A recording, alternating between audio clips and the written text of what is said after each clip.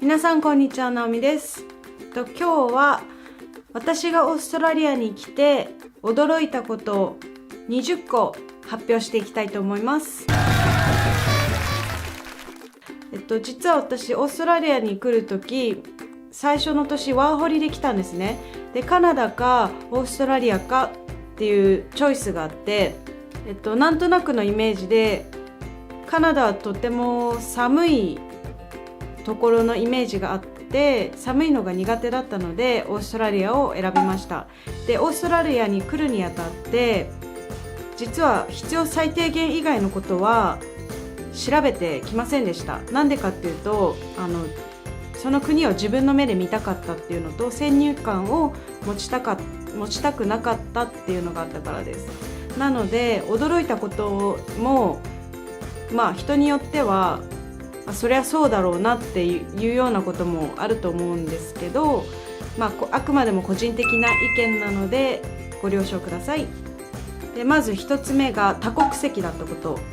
これはインターネットとかでね調べればすぐ分かることなんですけど、アメリカ、カナダ、オーストラリア、イギリス、ニュージーランド、この辺り全て移民の国でできてますから、日本と比べてね、日本で生まれ育った私にとってみれば多国籍なこと、すごい人種がいることにまず驚きました。私的にはいいことだなと思うんですけど、いろんな国の料理、本格的な料理がシティに行けば楽しめるし、英語もね意外にオーストラリアは癖が強いって思われがちなんですけど、普通に大きい都市の中にいればすごいニュートラルな英語でみんな話をしています。それにいろんな国の人を通してその国の文化も知ることができたりするので、私的にはいいことだなと思いました。2番目、お金がプラスチックなこと。これオーストラリアのお金なんですけど破れないんですよ。破れないし、間違えて洗濯物と一緒に洗っちゃってもぐちゃぐちゃにならないし、何よりいいのはビーチが近くにあったりするとしょっちゅう海に行くんですけど、これをもうポケット、海水パンツの中に入れて泳いじゃっても問題ないので、すごい丈夫でびっくりしました。3番目、ホームレスが街で物乞いをしていること。これは逆に日本ではあまり見たことがないので、物をくれってホームレスが街を歩いてたり座り込んでたりするのを見たことがなかったので、これにはびっくりしました。でもオーストラリアでは法律上物乞いが OK らしいです。4番目、気候が乾燥していること。これはオーストラリアといえども広いので、例えばケアンズとか上の方行ったらすごい湿気が強くって湿気が多くて全然気候は違うんですけど、私の住んでるところは年間を通してすごい乾燥しているので、冬は乾燥してて夏は湿気が多いっていう国から来た私にとってみれば一年中乾燥しかない国っていうのがちょっとびっくりしました。来た当初の1年目2年目ぐらいまではもう肌が常に乾燥していて痒くなっちゃって、それにすごい困っていました。今はもう慣れましたけど。5番目、大人から子供までスケボーとかスノーボードとかしてる人がすごい多いことですね。ちっちゃい子とかでもサーフボードを持って友達と海に行ったりとかもしてますし、これは多分あまりオーストラリア自体ね広くて自然が多いんですけど、やることってそこまでないんですよ。なんで結局スケボーとかサーフィンをするっていうのが娯楽になってくるみたいなので、すごいいいことだなと思います。6番目、 LGBT が多いこと。これも私すごいいいことだと思うんです。やっぱり偏見とかもなくなるし、パレードとかをね盛大に毎年やるので、こういう方にとってみれば住みやすい国なのかなと思います。7番目、警察がマクドナルドにいること。これは結構びっくりしました。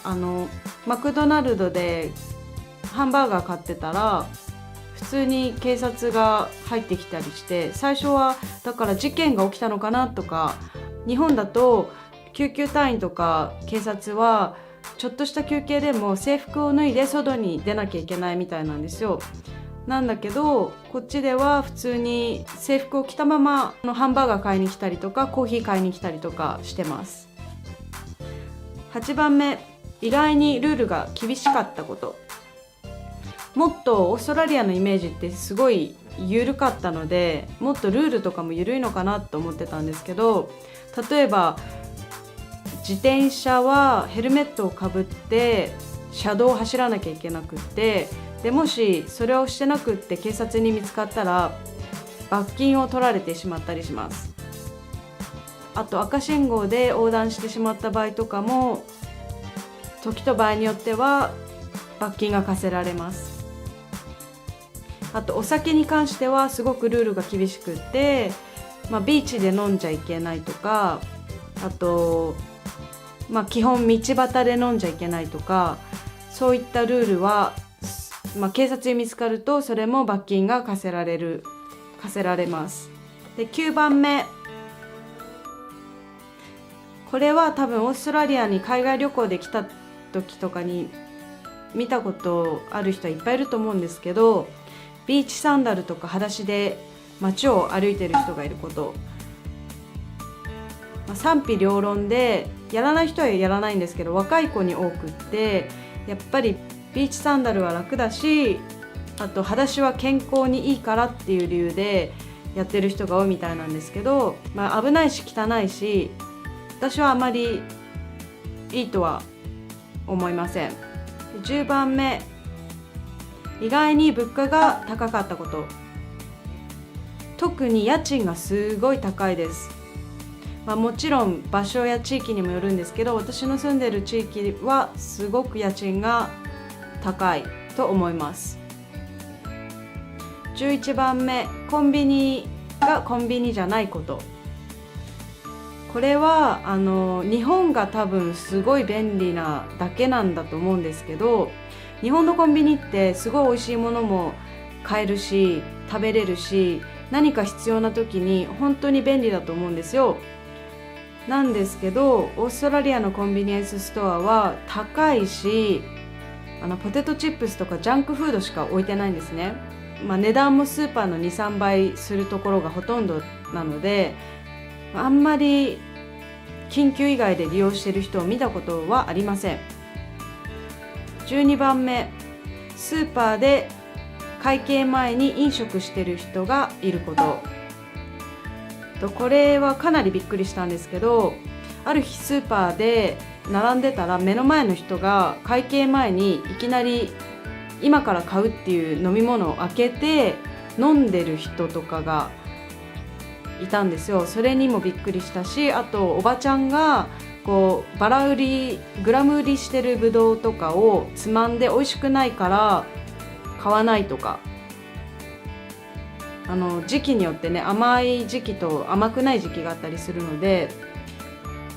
もう勝手に試食をしたりとかしてることにびっくりしました。13番目、水道水にフッ素が入ってること。これオーストラリア来てからしばらくして気づかなかったんですけど、友達に言われて初めて知りました。虫歯予防のために政府がフッ素を水道水に入れてるそうです。